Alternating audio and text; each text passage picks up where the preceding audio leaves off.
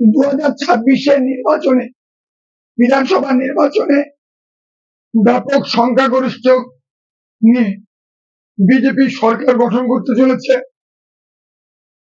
বিজেপির পক্ষ থেকে যিনি মুখ্যমন্ত্রী হন না কেন, তিনার কাছে আমাদের নদিয়া জেলা 18 আগস্ট পরিচালন সমিতির পক্ষ থেকে অনুরোধ, তারা যে মহাকরণে তাদের মন্ত্রিসভা গঠন করবেন, সেই মহাকরণের নামকরণ করা হোক শ্যামাপ্রসাদ মুখোপাধ্যায় ভবন।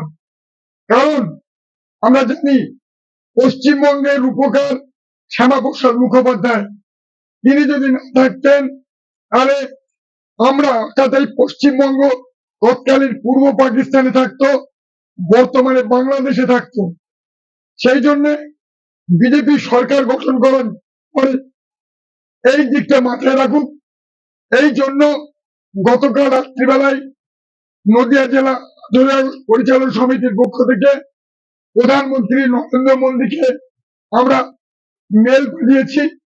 পাশাপাশি শুভেন্দু অধিকারী, তিনি বিরোধী দলনেতা ছিলেন, বর্তমানে তিনি পশ্চিমবঙ্গের রূপকার, তিনার কাছেও আমরা হোয়াটসঅ্যাপে চিঠি পাঠিয়েছি।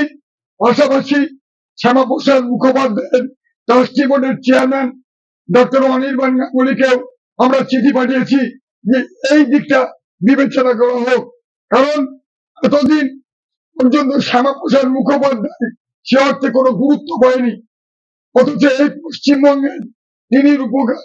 তাই তাকে সম্মান দিয়ে আমাদের দাবি যে অবিলম্বে সরকার গঠন হওয়ার পরেই যেন মহাকরণের নাম করা হয় শ্যামাপ্রসাদ মুখোপাধ্যায় ভবন।